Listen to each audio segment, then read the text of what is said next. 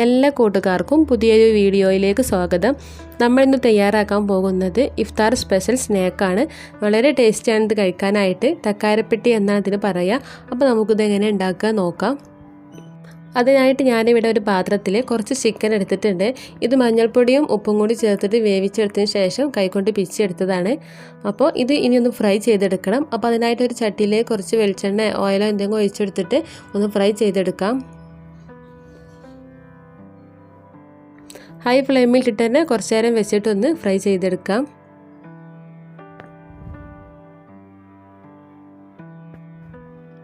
അപ്പോൾ നമ്മുടെ ചിക്കനൊക്കെ നല്ല ഫ്രൈ ആയി വന്നിട്ടുണ്ട്. ഇത് നമുക്ക് വേറൊരു ചട്ടി അടുപ്പത്ത് വെച്ചിട്ട് ആ ചട്ടിയിലേക്ക് 2 ടേബിൾ സ്പൂൺ വെളിച്ചെണ്ണയാണ് ഒഴിച്ചെടുക്കുന്നത്. ശേഷം ഇതിലേക്ക് വേണ്ടത് സവാളയാണ്. അപ്പോൾ മീഡിയം സൈസിലുള്ള 3 സവാള ചെറുതാക്കി അരിഞ്ഞെടുത്തതാണ്. ഇത് ഇതിലേക്ക് ഇട്ടുകൊടുക്കാം.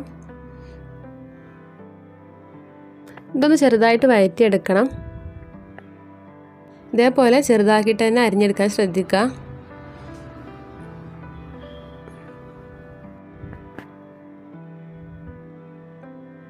ഇനി ഇതൊന്ന് വേഗം വഴന്ന് കിട്ടാൻ വേണ്ടി കുറച്ച് ഉപ്പ് ചേർത്ത് കൊടുക്കാം.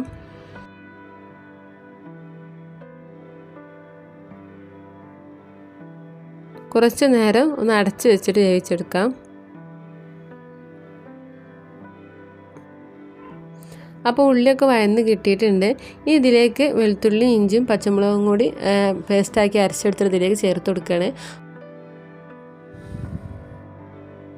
അപ്പോൾ ഞാൻ ചെറിയൊരു കഷ്ണം ഇഞ്ചിയും ഒരു 6 അല്ലി വെളുത്തുള്ളിയും ഒരു 4 പച്ചമുളകും കൂടി അരച്ചെടുത്തിട്ട് ഇതിലേക്ക് ചേർത്ത് കൊടുക്കുകയാണ്.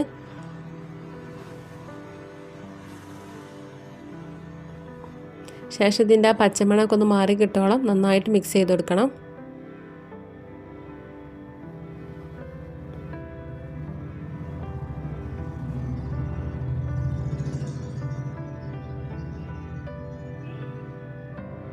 നല്ല എരിവുള്ള പച്ചമുളക് ആണെന്നുണ്ടെങ്കിൽ ഒരു 2 എണ്ണം മാത്രം എടുത്താൽ മതി. ഇനി ഇതിലേക്ക് കുറച്ച് മുളക് പൊടിയും കൂടി ചേർത്ത് കൊടുക്കുന്നുണ്ട്. അപ്പോൾ അതൊക്കെ കണക്കാക്കിയിട്ട് വേണം പച്ചമുളക് ചേർത്ത് കൊടുക്കാൻ. ഇതിലേക്ക് ആവശ്യമുള്ള പൊടികൾ ചേർത്ത് കൊടുക്കാം. അപ്പോൾ അതിനായിട്ട് ഞാൻ 1/4 ടീസ്പൂൺ മഞ്ഞൾപ്പൊടിയാണ് ചേർത്ത് കൊടുത്തിട്ടുള്ളത്. പിന്നെ ഒരു 1/2 ടീസ്പൂണോളം മുളക് പൊടി ചേർത്ത് കൊടുത്തിട്ടുണ്ട്. 1/2 ടീസ്പൂണോളം മല്ലിപ്പൊടി, 1/4 ടീസ്പൂൺ ഗരം മസാല പൊടിച്ചത്. ഇതെല്ലാം ചേർത്ത് കൊടുത്തതിന് ശേഷം നന്നായിട്ടൊന്നും കൂടി മിക്സ് ചെയ്ത് കൊടുക്കാം.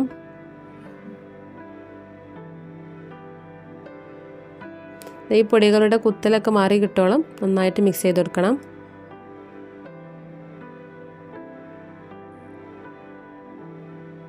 ഇനി ഇതിലേക്ക് ചേർത്ത് കൊടുക്കുന്നത് നമ്മൾ ഫ്രൈ ആക്കി വെച്ചിട്ടുള്ള ചിക്കനാണ്. അപ്പോൾ ആ ചിക്കൻ ഇതിലേക്ക് ചേർത്ത് കൊടുക്കാം. ഇത് ഫ്രൈ ആക്കിയിട്ട് ചേർത്ത് കൊടുക്കുക നല്ലത്. നമ്മൾ ഫ്രൈ ആക്കാൻ ചേർത്ത് കൊടുത്ത് വെച്ചിട്ടും കുഴപ്പമില്ല. അതേപോലെ ഫ്രൈ ചെയ്തെടുക്കുമ്പോൾ ഒരു പ്രത്യേക ടേസ്റ്റാണ്. ശേഷം നന്നായിട്ട് മിക്സ് ചെയ്ത് കൊടുക്കാം.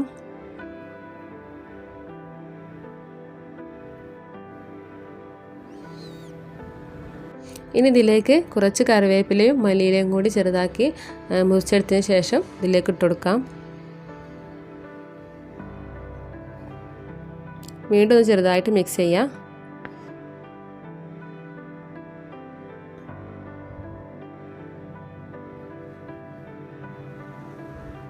അപ്പോൾ നമ്മുടെ മസാല ഇവിടെ റെഡി ആയിട്ടുണ്ട്.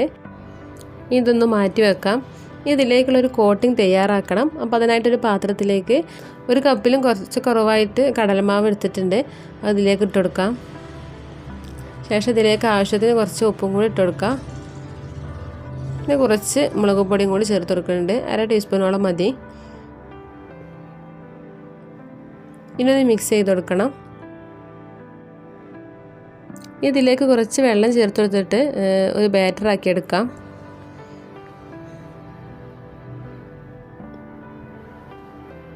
ഒന്നായിട്ട് വെള്ളം ചേർത്ത് കൊടുക്കണ്ട. അപ്പോൾ ഇത് കെട്ടാൻ ചാൻസ് ഉണ്ട്. അപ്പോൾ കുറച്ച് മാത്രം ഒഴിച്ചെടുത്തിട്ട് റെഡിയാക്കി എടുക്കാം. അപ്പോൾ നമ്മുടെ ബാറ്റർ ഇവിടെ റെഡി ആയിട്ടുണ്ട്. ഇതേ ഒരു രീതിയിലാണ് നമുക്ക് കിട്ടേണ്ടത്. ഇതേ രീതിയിൽ ലൂസായി കിട്ടണം. ഇനി നമുക്ക് വേണ്ടത് ബ്രെഡാണ്. അപ്പോൾ ഞാനിവിടെ കുറച്ച് ബ്രെഡ് എടുത്തിട്ടുണ്ട്. ഈ ബ്രെഡിൻ്റെ സൈഡൊക്കെ ഒന്ന് കട്ട് ചെയ്തെടുക്കണം. അപ്പോൾ എല്ലാ ബ്രെഡിൻ്റെ 4 ഭാഗവും കട്ട് ചെയ്തെടുക്കാം. ഇത് നമ്മൾ ഒഴിവാക്കേണ്ട ആവശ്യമില്ല, നമുക്ക് ഇതിലേക്ക് ബ്രെഡ് ക്രംസ് ആവശ്യമുണ്ട്. അപ്പോൾ ഈ കട്ട് ചെയ്ത പീസുകളൊക്കെ നമുക്ക് ബ്രെഡ് ക്രംസ് ആക്കി എടുക്കാം.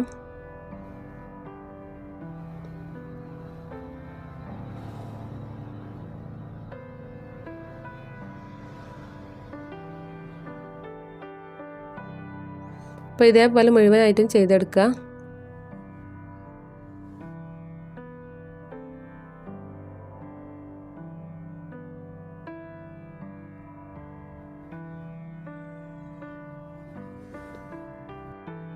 അപ്പോൾ ബാക്കിയുള്ള ഈ പീസ് മിക്സിയുടെ ജാർ എടുത്തിട്ട് ബ്രെഡ് ക്രംസ് ആക്കി എടുക്കാം. ഇനി നമുക്ക് ഓരോ ബ്രെഡ് എടുത്തിട്ട് അതിൽ ഫില്ലിങ് റെഡിയാക്കി കൊടുക്കണം. അപ്പോൾ അതിനായിട്ട് ഞാനിവിടെ ഒരു ബ്രെഡ് എടുത്തിട്ടുണ്ട്. ഈ ബ്രെഡിലേക്ക് ഇതിലേക്ക് ആവശ്യമായിട്ടുള്ള ഫില്ലിങ് വെച്ചെടുക്കാം.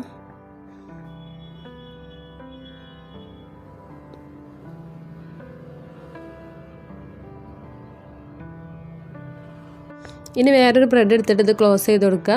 ശേഷം ഒന്ന് ചെറുതായിട്ട് പ്രസ് ചെയ്യുക. ഇനി നമ്മൾ തയ്യാറാക്കി വെച്ചിട്ടുള്ള കടലമാവിൻ്റെ കോട്ടിങ് ഇതേപോലെ ഇതിൻ്റെ 4 സൈഡിലും നമുക്ക് തേച്ചെടുത്തിട്ട് ഒന്ന് പ്രസ് ചെയ്ത് ഒട്ടിച്ചെടുക്കാം.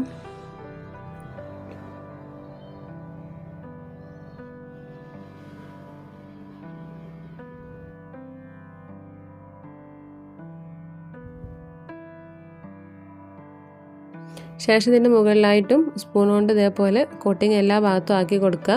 ഈ ബ്രെഡ് ഇതിൽ മുക്കിയെടുക്കാത്ത നല്ലത്, മുക്കിയെടുത്താൽ ബ്രെഡ് ആകെ പൊതിർന്നു പോകും. അപ്പോൾ നമുക്ക് നമ്മൾ വിചാരിച്ച പോലെ കിട്ടൂല. അപ്പോൾ ഇതേപോലെ മുകളിൽ ഇങ്ങനെ ആക്കി കൊടുക്കണം നല്ലത്.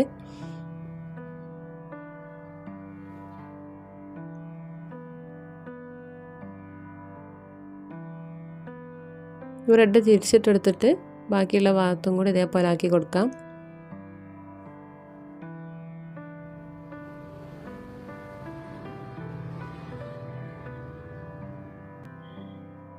ഇനി ബ്രെഡ് ക്രംസ് ഇട്ടിട്ട് ഒന്ന് പൊതിഞ്ഞെടുക്കാം. അപ്പോൾ അതായത് ഇതേപോലെ ചെയ്തെടുക്കുക. അടുത്തതും ഇതേപോലെ തന്നെ ചെയ്തെടുക്കുകയാണ്.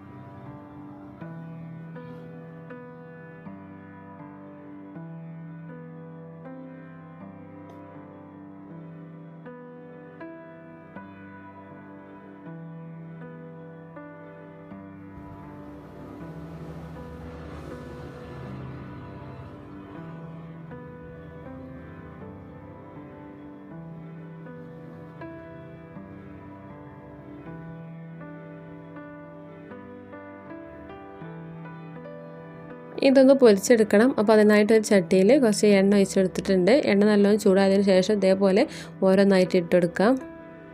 ഇത് മുങ്ങാൻ ആവശ്യമായിട്ടുള്ള എണ്ണ ഇല്ലയെന്നുണ്ടെങ്കിൽ ഇതേപോലെ എണ്ണ മുകളിലാക്കി കൊടുക്കാം.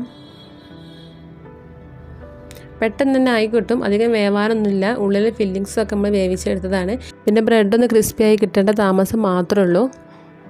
പെട്ടെന്ന് തന്നെ ആയി കിട്ടും. മീഡിയം ഫ്ലെയിമിലോ ഹൈ ഫ്ലെയിമിലോ ഇട്ടിട്ട് പൊരിച്ചെടുക്കാം. അപ്പോൾ അതേപോലെ അടുത്തതും കൂടി പൊരിച്ചെടുക്കുകയാണ്.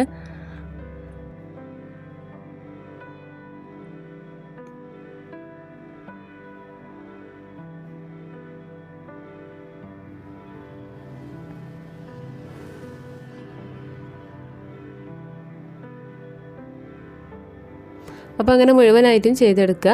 അപ്പോൾ നമ്മുടെ തക്കാരപ്പട്ടി ഇവിടെ റെഡി ആയിട്ടുണ്ട്. വളരെ ടേസ്റ്റിയാണ് ഇത് കഴിക്കാനായിട്ട്.